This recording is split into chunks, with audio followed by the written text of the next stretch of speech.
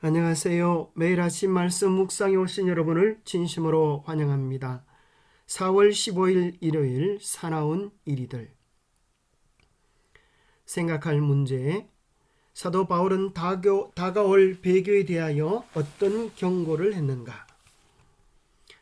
중세 시대에 어떤 일이 일어나는가? 오늘 우리에게 주는 교훈은 무엇인가? 사도 바울은 사도행전 20장에 보면 에베소 교회를 떠나면서 교회를 향하여 간절한 그의 사랑과 마음을 드립니다. 이는 내가 끓이지 않고 하나님의 뜻을 다 너희에게 전하였습니다. 여러분은 자기를 위하여 또는 온 양떼를 위하여 삼가라. 성령이 그들 가운데 여러분을 감독자로 삼고 하나님이 자기 피로 사신 교회를 보살피게 하셨느니라. 내가 떠난 후에 사나운 이리가 여러분에게 들어와서 그 양떼를 아끼지 아니하며 또한 여러분 중에서도 제자들을 끌어 자기를 따르게 하려고 어그러진 말을 하는 사람들이 일어날 줄을 내가 아노라. 그러므로 여러분이 일깨어 내가 3년이나 밤낮 쉬지 않고 눈물로 각 사람을 훈계하던 것을 기억하라. 지금 내가 여러분을 주와 및 그 은혜의 말씀에 부탁하노니 그 말씀이 여러분을 능히 든든히 세우사 거룩하게 하심을 입은 모든 자 가운데 기업이 있게 하시리라. 사도 바울은 에베소 교회를 떠나면서 그들에게 나타날 이리 같은 자들이 있을 것을 경계하는 권면을 줍니다. 사나운 이리가 여러분들에게 나타나서 양떼를 아끼지 아니하고 파괴할 것을 이야기합니다. 그들을 내버려 두면 참으로 소중한 양들이 파괴될 것을 경계합니다. 그러한 위기 때의 양떼를 지킬 수 있는 가장 분명한 방법은 하나님의 말씀에 의지하여 신앙을 견고히 하는 것입니다. 그 말씀이 여러분을 능히 든든히 세우사 거룩하게 하심을 입은 모든 자 가운데 기업이 있게 하시리라고 말씀하고 계십니다. 바울이 권면한 목적은 다가오는 일에 대비하여 교회를 준비시키는 것이었습니다. 이 구절에서 그는 자신의 주된 염려를 말합니다.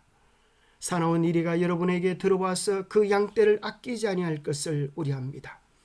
이단이 교회로 들어올 것입니다. 거짓 교리가 거룩한 진리를 대신하게 될 것이며 이 교회 관습이 교회에 널리 퍼지게 될 것입니다.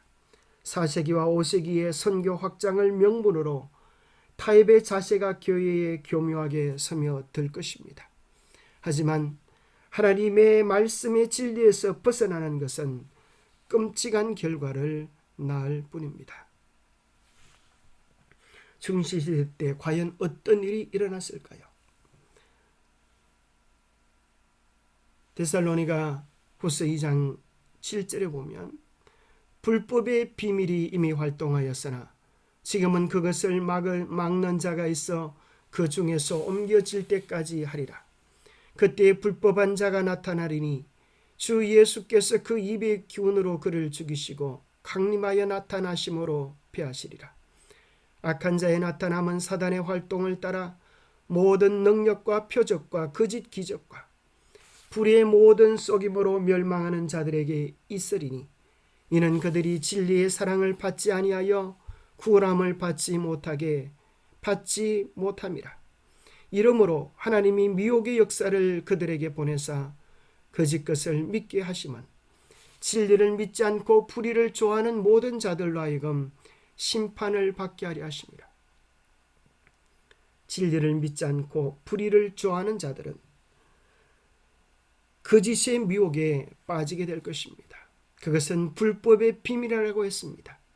하나님의 계명을 파괴시키는 거짓된 활동이 교회 안에 있을 것을 경계하는 것입니다. 중시시대 때 과연 그런 일이 있었을까요? 다니엘서 7장 25절에 보면 즉 그리스도가 나타나서 하나님의 때와 법을 변개코자 할 것이라고 기록해 주고 있는데요. 이 때에 관한 히브리어는 제만인데 때, 절기, 축제를 이야기합니다. 구약 시대에 있던 절기들을 왜곡 변질시켜서 하나님의 법 계명을 폐하는 데 사용했습니다. 어떻게 변질 왜곡시켰을까요? 그것을 우리는 하나님의 계명을 왜곡시키는 이교의 축제들이 어떻게 기독교 안으로 들어왔는지를 살펴보면서 확인하게 됩니다. 많은 사람들이 이렇게 이해합니다. 우리가 일요일을 지키는 것은 예수님께서 무덤 가운데 부활하셔서 그 부활절 때문에, 부활로 인하여 이제 토요일에서 일요일로 변경되었다고 생각합니다. 부활절, 이것이 일요일을 지키는 충분한 근거가 될 수 있을까요? 아니면 이건 역시 이교도들의 축제를 교회 안으로 끌어들인 사탄의 계교에 지나지 않을까요? 부활절 40일 전을 사순절이라고, 사순절 전을 사육제라고 합니다. 이 사육제 기간 동안에는 사순절 때 고기를 먹지 못한다고 해서, 마음껏 먹고 즐기지 못한다고 해서 이 기간 동안에 마음껏 먹고 즐기는 쾌락의 날로, 축제의 날로 삼았습니다. 이것이 바로 브라질의 카니발 축제, 베네치아의 가면 축제의 기원이 됩니다. 부활절을 정하는 것은 325년 니케아 공의에서 춘분 다음에 만월 다음에 오는 일요일로 정했습니다. 왜 그렇게 했을까요? 춘분은 태양신을 믿는 사람들이 태양신이 부활한 날이라고 생각했습니다. 왜냐하면 밤과 낮의 길이가 같다가 그때부터 낮의 길이가 길어지기 때문입니다. 그리고 만월은 바로 여신을 이야기하는 것이었습니다. 그것은 바알과 아세라 숭배와 연관된 제도가 기독교 안에 탈을 쓰고 변장하여 들어온 것입니다. 북방 이스라엘과 남방 유다가 멸망할 수밖에 없었던 궁극적인 죄가 무엇인지 아십니까? 여러분들이 예레미야서를 보면, 또 에스겔서를 보면 여러 번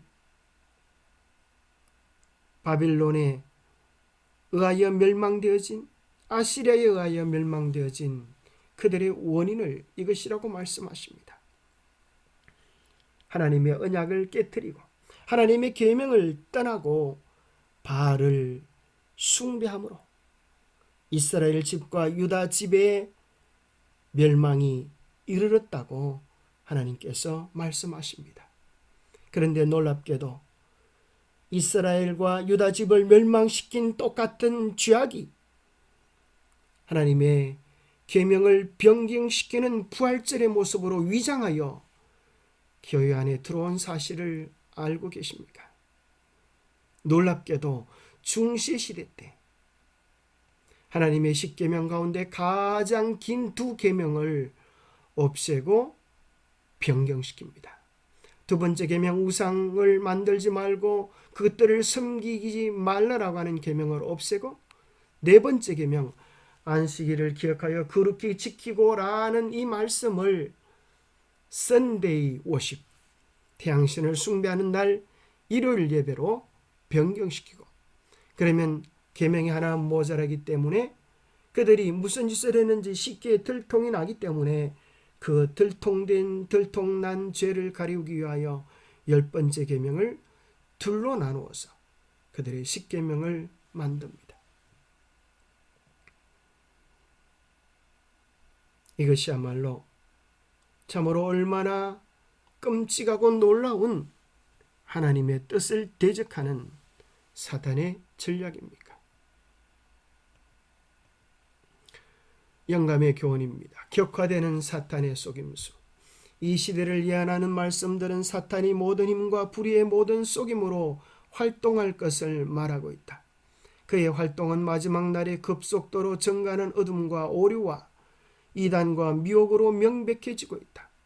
사탄은 단지 세상을 사로잡을 뿐만 아니라 그의 속임수로 우리 주 예수 그리스도의 교회라고 자처하는 교회들을 암암리에 부패시키고 있다.